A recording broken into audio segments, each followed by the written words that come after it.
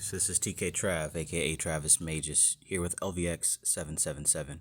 I wanted to share this conversation we were having. But basically, I wanted to talk about how there's still this stigma out there about working with certain entities like Cthulhu or any very primordial, powerful entity, and that it will cause damage. It will cause harm and bad luck and insanity and craziness and all that stuff. And this is true, but it depends, right? It depends. We're really bordering the line of low magic and high magic. See, dealing with these primordial entities, it's getting very close to what's going on with working with the Qlippoth, right? Now, there is a difference between low magic and high magic, and it's not based on morals or what you think is good and bad.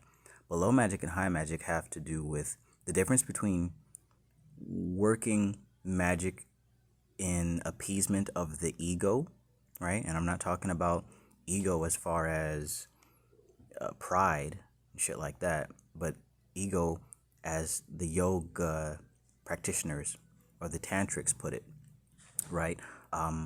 Ego as far as one believing that it is separate from nature, right? Now, high magic has a lot more to do with connecting with the higher self, or rather that aspect of consciousness known as Buddhi and higher, right? If we were going with the Kabbalistic system, those would have to do with the Tree of Life and Kether. So I'm going to read this comment, and then I'm going to play my response to it. He says, Yo Trav, I've been doing the mantra sigil work and path working for Cthulhu, and have moderately succeeded in achieving observational gnosis, seeing him randomly and having him appear in my dreams. However, I'm wondering where the madness or scary dreams are, lol. One dream he was like a carnival ride, and another he was on my shoulder as we slayed digital enemies in a cave like a video game. Am I just missing an intention, i.e. asking him to teach me lucid dreaming, or to help break down my ego? If this is a consultation type question, let me know. I just want to get the most out of the relationship before I move on. It's been a few months now, and it's hard to pinpoint progress in growth terms because every day feels exponential at this point. Excellent question. That's awesome. I can tell you this so far. This type of thing is crossing the line between low magic and high magic. And when you're dealing with high magic, there's a very important thing that has to happen that isn't really focused on when dealing with low magic. And that is reconstruction, a deconstruction and a reconstruction of the ego.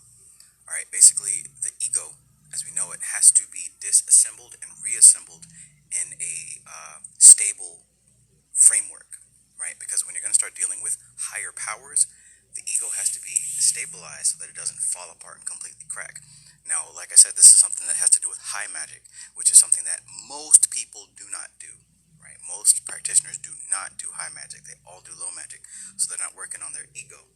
So when accessing primordial entities like Cthulhu, when you bring that into your ego, if it's cracked and unhealed, it will definitely fall apart. And that's where you get these reports of people going crazy and things like that.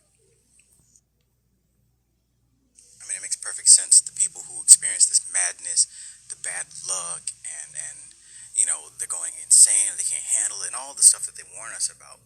This is happening because people don't take the necessary steps to deconstruct the faulty ego and rebuild the stable ego.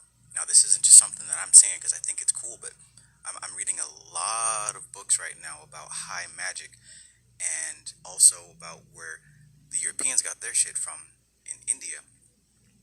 And yeah, it has everything to do with breaking down the human personality that we've built up all our lives and restructuring it in a way that it can actually handle these higher powers, these primordial essences. Because the average person walking around here can't handle this shit. That's why it's not mainstream. But yeah, if you're not having that problem, then it sounds like you're on the right track.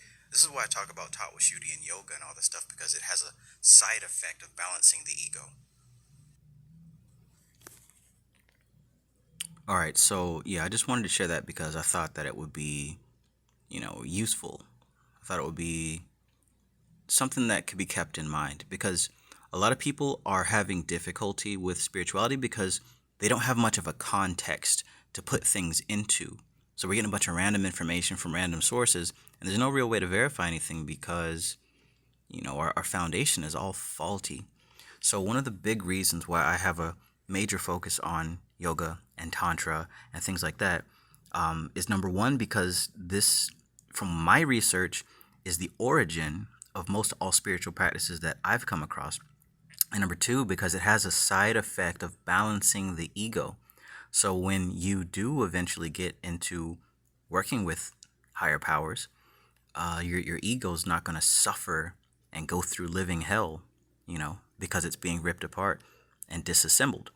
Going through yoga and tantra now allows you to disassemble the negative parts of your ego, because it's all about disassembling and reassembling it, right? That's what high magic is all about.